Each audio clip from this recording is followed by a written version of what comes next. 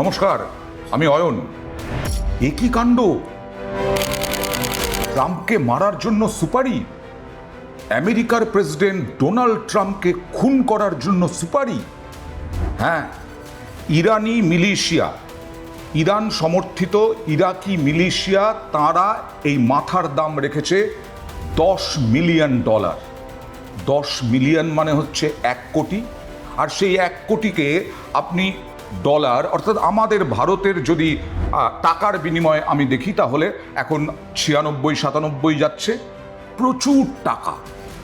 এই Donald Trump 2024-এ যখন তিনি ক্ষমতায় আসার জন্য বিভিন্ন জায়গায় প্রচার করে চলেছেন, এই ডোনাল্ড ট্রাম্পের ওপরে হামলা হয়েছে সব থেকে বেশি পেনসিলভানিয়ায়। তার কান ছুঁয়ে গুলি চলে গেছে। অনেকেই তখন বলেছিলেন আসলে সিম্প্যাথি আদায় করার জন্যই নাকি ডোনাল্ড ট্রাম্প এরকমভাবে করিয়েছেন।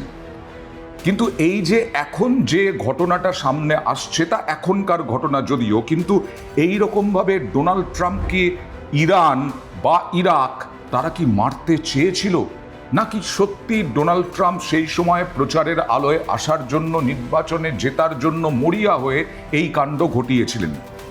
এখানে কেন আসছে এই রকম পরিস্থিতি? দেখা যাচ্ছে ইরানি জেনারেল কাসেম সোলেইমানি এবং ইরাকের মিলিশিয়া নেতা আল মোহান্দিস নিহত হয়েছিলেন 2020-তে।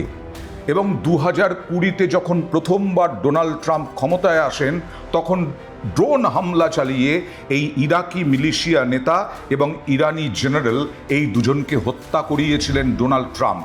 কিভাবে উঠে এলো এটা?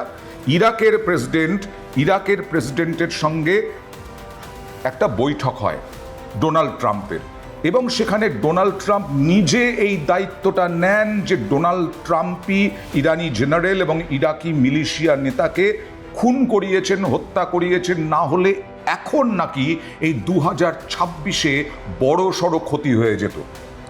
এইটা প্রকাশ্যে আসার পরেই, অর্থাৎ ইরাকের প্রেসিডেন্টের সঙ্গে কথা বলা, এটা প্রকাশ্যে আসার পরেই ইরানি মিলিশিয়া, ইরানের সমর্থিত ইরাকি মিলিশিয়া $10 মিলিয়ন তারা মাথার দাম রেখেছে। অর্থাৎ খুন করতে হবে। এবং শুধু কাউকে নির্দিষ্টভাবে বলা হয়নি, বলা হয়েছে ব্যক্তিগতভাবে, প্রতিষ্ঠান হিসেবে কোনো ব্যক্তি, গোষ্ঠী, সংগঠন যারা এই কাজ করবে তাদের জন্য $10 মিলিয়ন পুরস্কার ঘোষণা করা হয়েছে।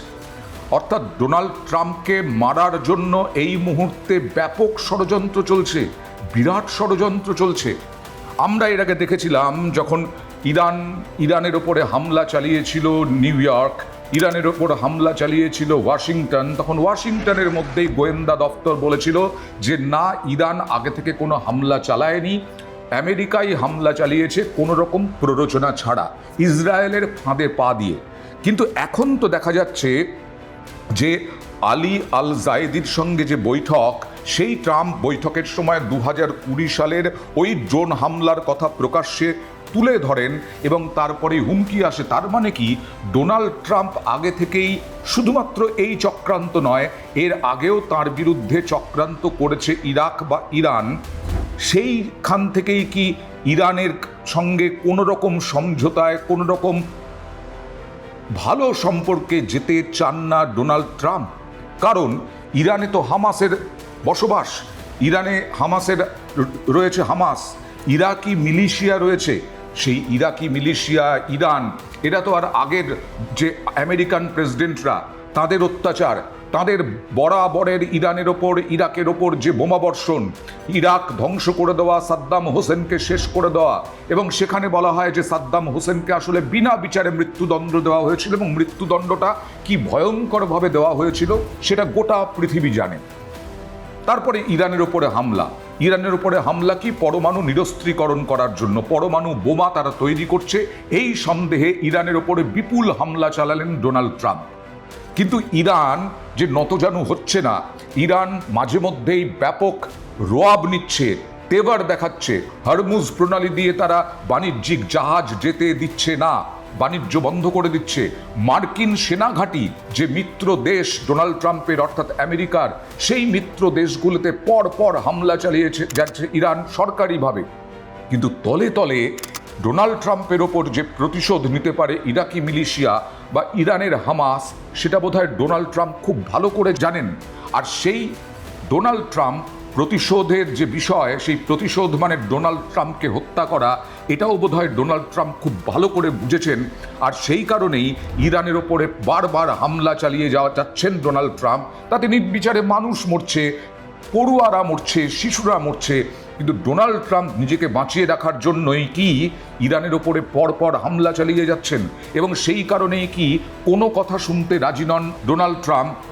হরমুজ প্রণালী সেনাবাহিনী, মার্কিন সেনা দখলে রাখতে চায়, কারণ ওই হরমুজ প্রণালী দিয়ে সন্ত্রাসবাদীরা অর্থাৎ ইরাকি মিলিশিয়া বা ইরান মিলিশিয়া তারা যাতায়াত করতে না পারে।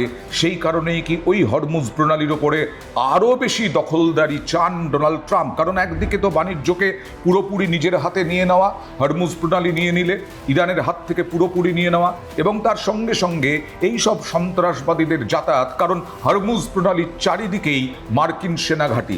আর ইরান বারবার এ নিয়ে প্রতিবাদ করেছে, কিন্তু ডোনাল্ড ট্রাম্প থোড়াই কেয়ার।